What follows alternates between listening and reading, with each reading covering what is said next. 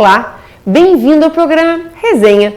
Hoje nós vamos conversar com Roberta Brode, pedagoga, psicopedagoga, mestre em educação e em ciências. Roberta, bem-vinda ao programa Resenha. Muito obrigada, Renata. É uma alegria muito grande estar aqui de novo, né?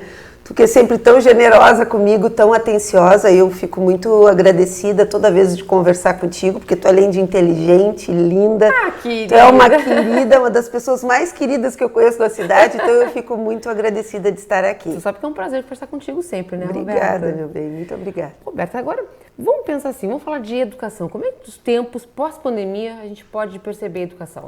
Então, o que eu tenho visto e tenho conversado nas escolas, agora anteontem eu fiz uma fala com a rede municipal de Bento Gonçalves, que me solicitou uma fala sobre corporeidade e educação, uma vez que as crianças e os adolescentes têm sofrido sobremaneira com esse processo de reintegração social, porque estavam confinados, e nós que temos filhos adolescentes e pré-adolescentes, né?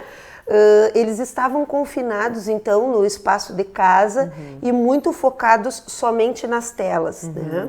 E no momento que tiveram que se reintegrar à escola, isso gerou, de certa forma, um processo de readaptação ao contexto escolar, ao espaço coletivo, a necessidade de disputar espaços coletivos que dentro de casa são únicos para eles, né?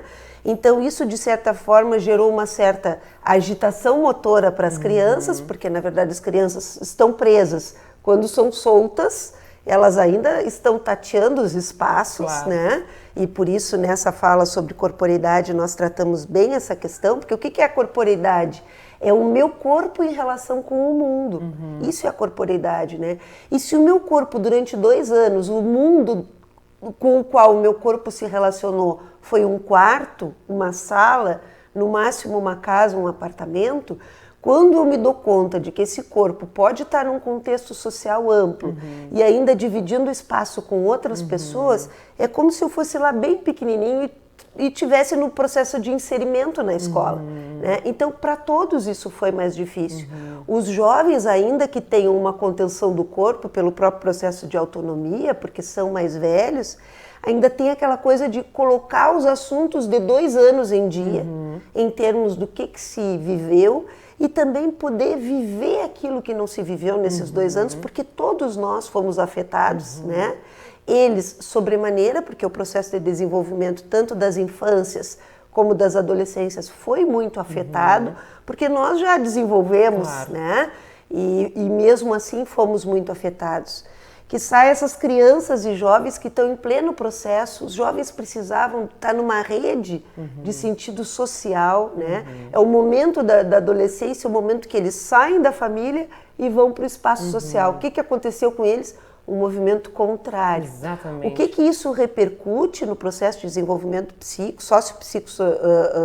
biológico, psíquico, social, é muito diferente. Então, o que a gente está fazendo? A gente está tateando esses processos, de que forma essas crianças e jovens estão se desenvolvendo, tentando entender como isso se dá no meio social, né? E ajudando, dando suportes, né, psicopedagógicos e pedagógicos, principalmente. A escola precisa se reorganizar para atender essas pessoas. Não adianta reclamar, né? Uma coisa importante que tu falas, porque realmente os jovens, crianças, estavam fechados dentro de casa, 2 anos confinados, dentro daquele mundo, né, computador, aquela coisa ali. E de repente voltam para o espaço escolar. Nem todos os espaços escolares estão com estrutura para receber esse novo adolescente, né? Porque eles estão muito fechados. Eu vejo pelo meu filho, ele está muito fechado, ele está muito na dele, embora ele converse muito com os amigos pelo computador. Chega ao vivo, não, cada um na sua, eles não interagem. Então, esse espaço escolar que deveria, então, digamos assim, recebê-los dessa forma estruturada, não estão também conseguindo. Aí é tão importante o trabalho que tu realizas. Obrigada. Principalmente no teu espaço ali, né, Roberta? Ali no Aprender, eu tenho feito um trabalho bacana, assim, no sentido de educação parental, que é um trabalho que a psicopedagogia desenvolve, né, e as pessoas que têm uma formação específica em educação parental, que é o acompanhamento da família, né, nesse processo de inserimento à escola, ou com crianças. Eu tenho muitos pacientes pequenininhos, né, que os pais estão vendo algum comportamento disruptivo, ficam desconfiados de algum diagnóstico, de TEA, de alguma questão que possa ser mais séria, e aí me procuram, né, para um aconselhamento e um acompanhamento psicopedagógico. E isso é uma coisa que tem sido muito produtiva. E no caso dos adolescentes, assim, tu trouxesse uma coisa muito importante que o teu filho traz, né? O meu, ao contrário, apresenta uma coisa de não frear muitas vezes a língua, a conversa, né? O teu já tem uma outra característica que também aparece muito, que é o ensimesmamento. Exatamente. Então, no momento que eu estava num pico de desenvolvimento e eu me contive no meu quarto, na minha casa, e eu me relacionei somente com a tela e com os colegas através da tela, quando eu volto para o espaço social, eu tenho uma dificuldade grande desse corpo entrar em ação no espaço social. Por isso que a escola, assim, eu tenho feito consultorias para escolas, lamentavelmente fora de Rio Grande, porque aqui é a minha cidade, onde eu invisto, onde eu empreendo, né? Mas as escolas fora de Rio Grande têm me chamado. Semana que vem eu vou estar no Champanhar, em Porto Alegre. Fiquei bem feliz também. Estive na outra semana na Escola de Educação Infantil Janelinha, em Porto Alegre também. Então, para conversar com as famílias e com as escolas do quanto é necessário a escola trabalhar esse corpo. Exatamente. Esse corpo não está sabendo se colocar lá. Porque, na verdade, houve uma ruptura. Com certeza. Né? E não tem como pegar aquele adolescente 2 anos depois, ou criança, e colocar como nada tivesse acontecido. Aconteceu. Exatamente. Né? Tanto no campo da aprendizagem aconteceu, houve um empobrecimento das experiências de aprendizagem. E isso para uma criança, para um adolescente e principalmente para os bem pequenininhos, isso tem um significado muito importante no desenvolvimento. Então a gente pega às vezes crianças de 2 anos, que se a gente for comparar com crianças anteriores à pandemia, apresentam um comportamento de um retardo social e mental. Sim. Mas isso não é uma deficiência, isso é uma deficiência de experiências, né? As experiências foram muito restritivas. Então, tu querer que o jovem se comporte da mesma forma, ou tu dizer, o fulaninho está com uma doença emocional porque não está se relacionando, não. É um processo social que precisa acontecer, como se fosse uma reintegração. Né? Quando tu tem trabalha com um presidiário, né? Ele passa em confinamento. Quando ele volta para a sociedade, não tem que haver um processo de reintegração social, uma oportunidade de uma adaptação, né? Com certeza. De ambientes diferentes. E aí eu estou dando um exemplo grotesco, né? De algo que tem a ver com delitos e questões com as crianças, não tem a ver com isso, mas se a gente consegue, se a gente pensa a possibilidade de reintegração social para alguém que comete um delito, tu não vai pensar a reintegração social para alguém que simplesmente foi logrado do seu desenvolvimento, né? Então é preciso que as escolas se reorganizem, se reordenem para pensar esse corpo em ação com a aprendizagem, né? E aí é muito importante, em se tratando dos bem pequenos, a psicomotricidade, que é uma área que trabalha com o corpo em relação à aprendizagem, né? E para os maiores, esse processo reintegrativo social e dar atenção realmente para isso. Não adianta dar atenção somente para o conteúdo. E por outro lado, também sempre tem o outro lado, né? Tem crianças e jovens que estão a 1000 para a aprendizagem, porque também ficaram confinados e agora estão sedentos por aprender. E tu também não pode puxar o freio de mão. Então a escola acaba tendo que ter projetos plurais para uma mesma turma, porque na mesma turma tem o meu e tem o teu filho. Né? Então é preciso pensar a escola para a diversidade. A escola não pode mais. A escola tem pensado muito as tecnologias, né? Mas esquece de pensar a pessoa. E as tecnologias são fundamentais. Mas o que as tecnologias, por mais que tenham acompanhado os nossos filhos na pandemia, também houve um processo muito nocivo. De ensimesmamento, de restrição de experiências. Porque, na verdade, se a gente for pensar, as tecnologias tomaram um espaço que era da família, que era dos amigos, que era um espaço social. Exatamente. E de repente deixar de se comunicar naquilo para ficar só na frente do computador, como tu dissesse. E me parece que algumas escolas em Rio Grande, não sei se todas, não estão tendo esse olhar mais afetivo com eles. Com certeza. Estão colocando conteúdo, exigindo provas, trabalhos, sem ver isso. É extremamente importante estar falando. Exatamente, assim, ó, é necessário exigir o conteúdo, provas, trabalhos, é necessário. Contudo, a gente não pode perder o foco, é um projeto, né? Eu lembro que quando eu fui na escola do meu filho, eu perguntei qual é o projeto para a gente poder resolver o que está acontecendo aqui na sala, porque a sala estava extremamente agitada, muita conversa, falta de diálogo, as crianças brigando entre si, nunca tinham brigado, eram super amigos, vêm desde a educação infantil juntos, né? E aí quando se vê, as crianças estão brigando, estão se... Qual é o projeto de escola para isso? O que foi pensado como alternativa de escola? Porque isso é competência técnica da escola. Não é só a família que tem que pensar. Né? Por outro lado, tem escolas que pensam, né? E a família também não entende qual é o seu papel nesse processo. Porque a família também tem que dar condições para que a escola trabalhe.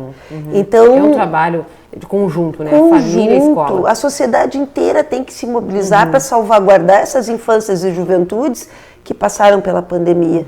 Isso não foi pouca coisa, não é simplesmente recomeçar.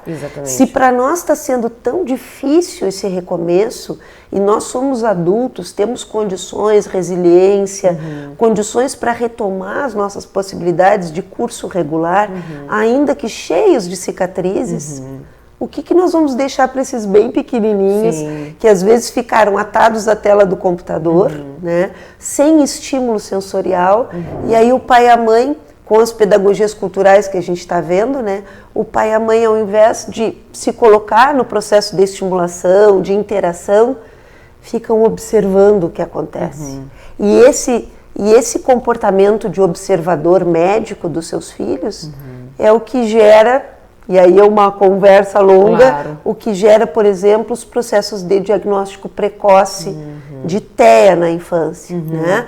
A gente tem diagnósticos precoces bem feitos, né? E que realmente podem repercutir em intervenções positivas, mas a gente já tem comprovado uma ampliação dos diagnósticos de TEA pós-pandemia que, ao meu ver, significam um olhar sobre o empobrecimento da experiência como se fosse culpa do sujeito. Exatamente. E aí a gente olha para o sujeito e diz, a criança tem isso, mas ela teve as condições necessárias para se desenvolver, então nós vamos trazer essa família dentro de um aconselhamento, de uma educação parental, para que a família ocupe o seu lugar de pai e de mãe, não de observadores médicos do filho. Né? E ocupando esse lugar, empoderar esse pai e essa mãe para simplesmente serem pais, para poder errar, para não pesquisar no Google sintomas que sejam mais associados a determinada patologia, né?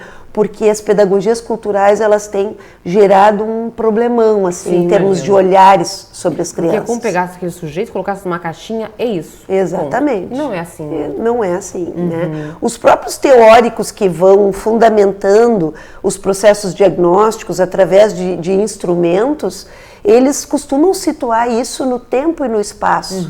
Então, a gente, por exemplo, deixar de levar em consideração um processo de pandemia e aplicar o mesmo teste que se aplicava antes, né, é desconsiderar que existe ali um sujeito que foi afetado por uma série de condições psicossociais que não são as mesmas do tempo histórico anterior. E uma coisa também que tem que se ver é que nesse período de pandemia não houve só apenas o confinamento, mas também perdas familiares. Sem dúvida. Quantas famílias perderam muitos entes e aquela criança que é adolescente, às vezes ele não externa o que está sentindo, mas ele está sentindo. Isso também vai afetar nas relações. Muito importante tu trazeres isso, né?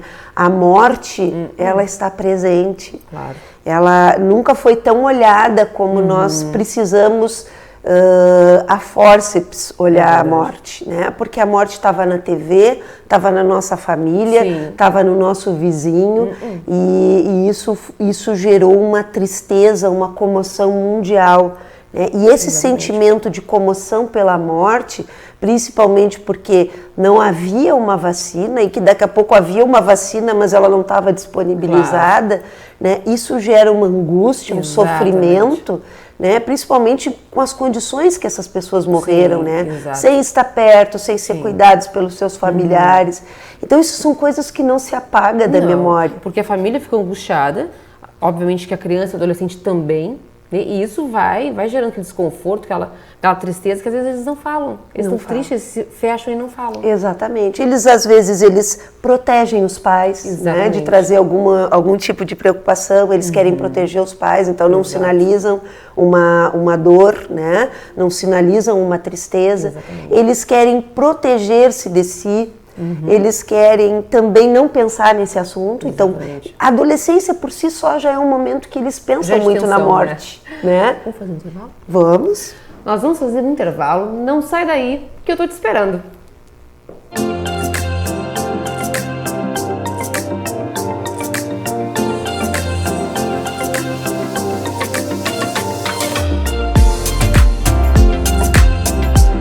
Cause a melhor impressão com os impressos de sua empresa. O Grupo Max oferece equipamentos de última geração para confeccionar blocos de pedidos, recibos, comandas, cartões de visita com verniz localizado e cantos arredondados, folders, cartaz. O melhor em impressos é com o Grupo Max. Personalize sua empresa com os produtos de qualidade. Grupo Max, Avenida Cidade de Pelotas, 1321. Fone 3232-7981 ou pelo WhatsApp 99945-3582. Alô, amigos! Diariamente de segunda a sexta, 7h30 da noite, você tem um encontro marcado com Boa Noite Rio Grande. Um programa de notícias e debates que estamos aqui fazendo para você, junto com Carlos André Batista e o Selmo Júnior. Boa Noite Rio Grande, uma radiografia dos fatos que são notícia aqui na TV Mar. Contamos com a sua audiência. Olá, criançada, sou o Palhaço Chumbrega. Estou convidando você, programa Turma da Alegria e Companhia na TV Mar, canal 522 da NET ou nas redes sociais. Turma da Alegria e Companhia, TV Mar, junto de você. É isso aí, galera, eu sou Vinícius Diniz, estou aqui para convidar para você assistir o meu programa Pagando o Mico. Olha ele aqui, ó, um programa com as melhores pegadinhas do planeta. Você assiste toda quarta aqui na TV Mar, nova programação, quarta-feira, 21h30, para você dar boas risadas, tá legal? Pagando o Mico, quarta, 9h30 da noite, aonde? Na TV Mar. Se você gosta do melhor da música nacional e internacional, então nós temos um encontro marcado no Playlist, aqui na TV Mar. Edição inédita, de segunda a sexta-feira, às 23 horas. Os melhores clipes, shows, tudo sobre o que acontece no mundo da arte, da cultura, da música e do entretenimento, você confere aqui no Playlist. Eu te espero, Playlist, aqui na TV Mar.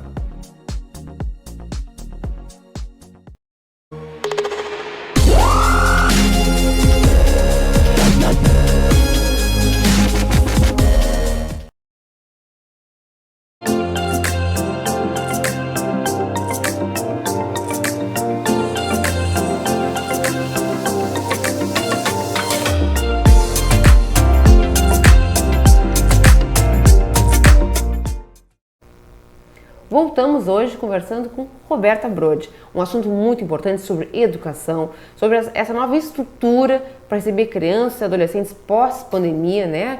Esse olhar afetivo que a gente precisa ter para a educação, para essas novas relações sociais estabelecidas. Então, Roberta, né, conversa com a gente sobre isso.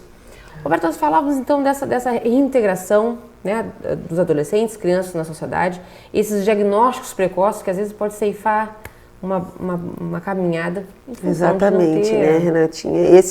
Esse processo de diagnóstico, ele é algo que eu me debrucei a estudar durante o meu mestrado e agora pretendo estudar isso no doutorado também. Mas que maravilha, você fazer doutorado? Eu vou fazer doutorado, já estou em conversa com os professores lá de Porto Alegre, na URGS, E aí o meu doutorado ele vai falar sobre justamente esse fruto da pandemia, né? e o processo pedagógico de diagnóstico, o que acontece com a família, qual é o olhar que se constitui quando a gente gera um diagnóstico numa criança bem pequenininha, por exemplo, que não teve os processos pedagógicos investidos, mas eu vou lá e trago o saber da ciência médica. E ao invés de eu investir no processo educativo, eu invisto no saber da ciência médica. E aí o que acontece? Eu produzo um diagnóstico, e quando eu produzo um diagnóstico para a família, o que eu tenho percebido no consultório é que os pais assumem esse papel de observadores médicos dos filhos. Então é como se outro dia eu recebi uma família, e é muito interessante, eu gosto de contar porque é um processo bonito que essa família fez.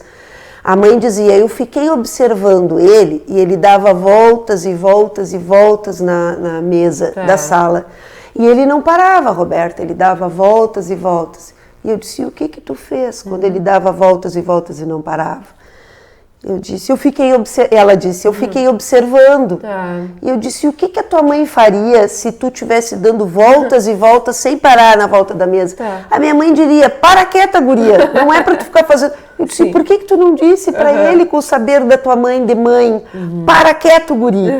Porque ele precisa de mãe, não de observação médica. Ele precisa de intervenção educativa.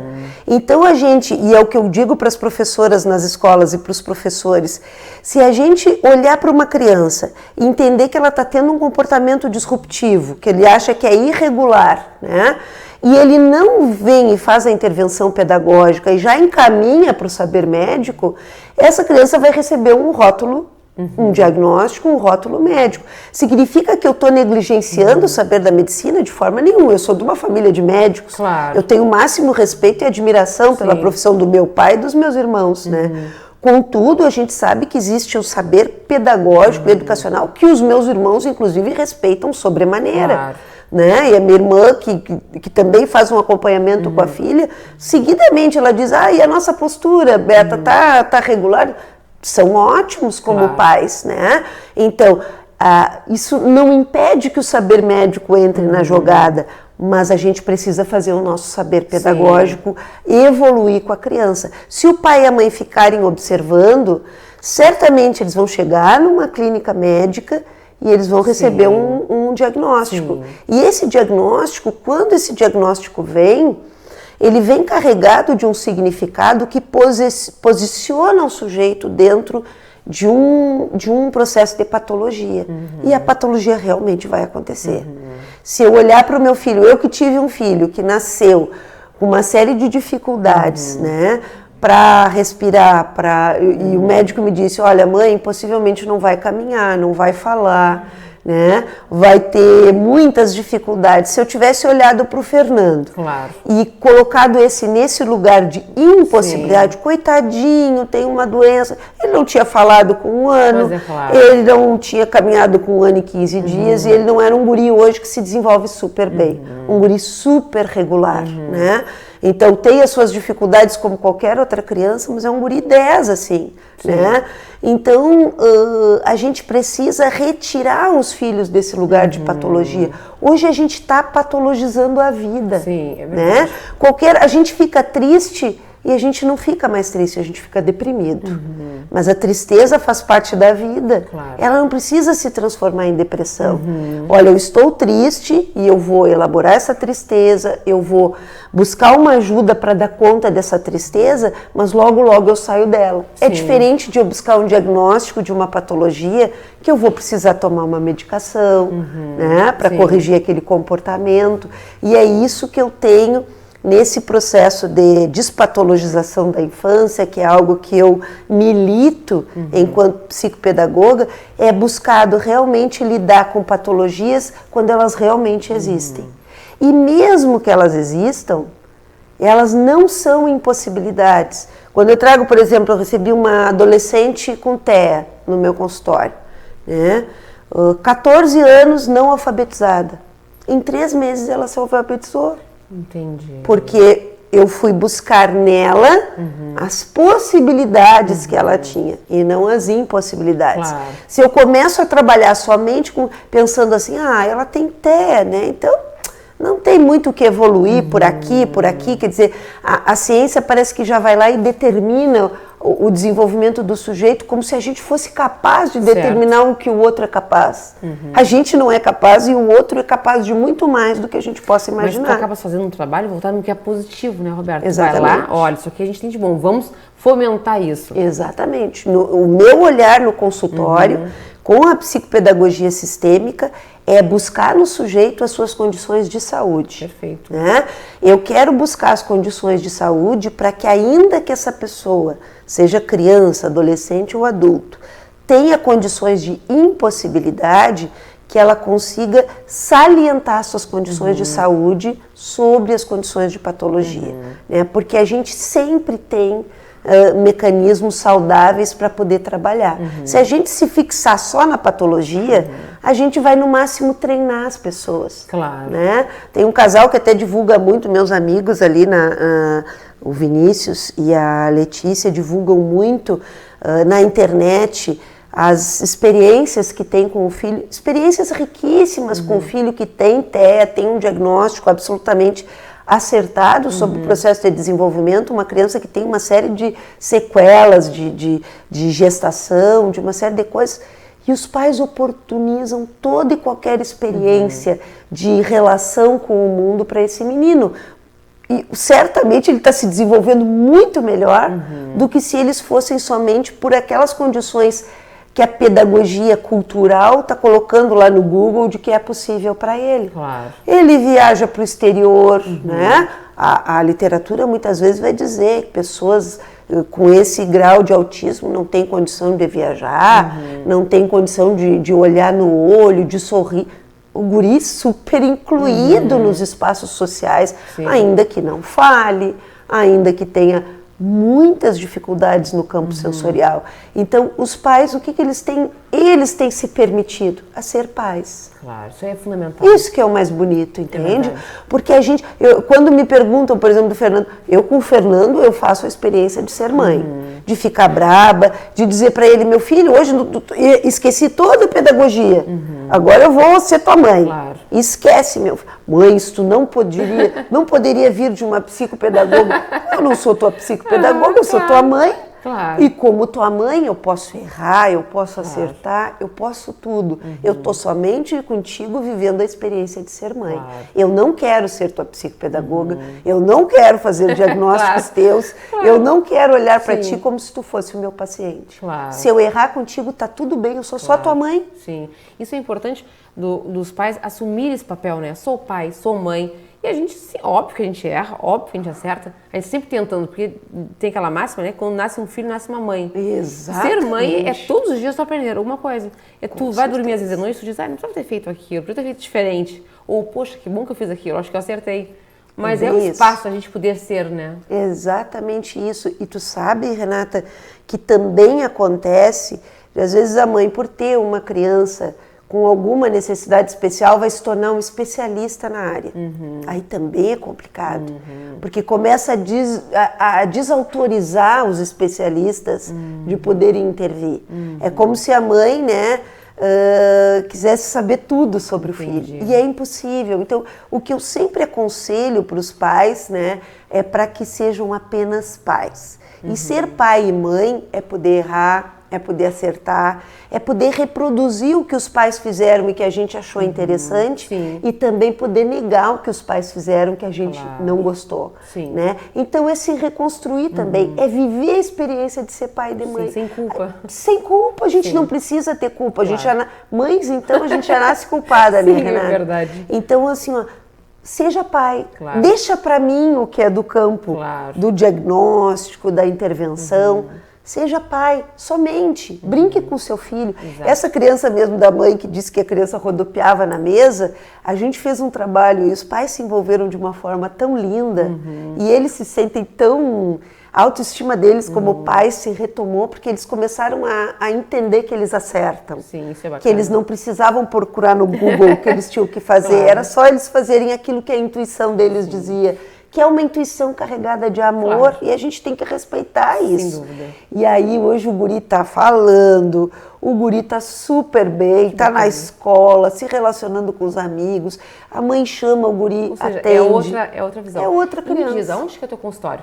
O meu consultório fica na Conde de Porto Alegre, 317, chama-se Espaço Aprender, né? Tem uma placa lá azul Como com te achar laranja. nas redes sociais? Nas redes sociais, o meu Instagram é aprender_RG_Roberta_Brode. Ou então, Roberta Beta Brode. São dois Instagrams que eu tenho. Olha, te agradeço por ter vindo conversar com a gente, foi um prazer. Sempre é muito bom conversar contigo. Puxa, Renata, eu que te agradeço, muito obrigada. Obrigada a todos por estarem me ouvindo, eu fico muito grata. Conversamos hoje, então, com a psicopedagoga Roberta Brode. Então, é aquela nossa frase que a gente sempre encerra o programa. Vamos que é pra frente que se anda. Um super beijo!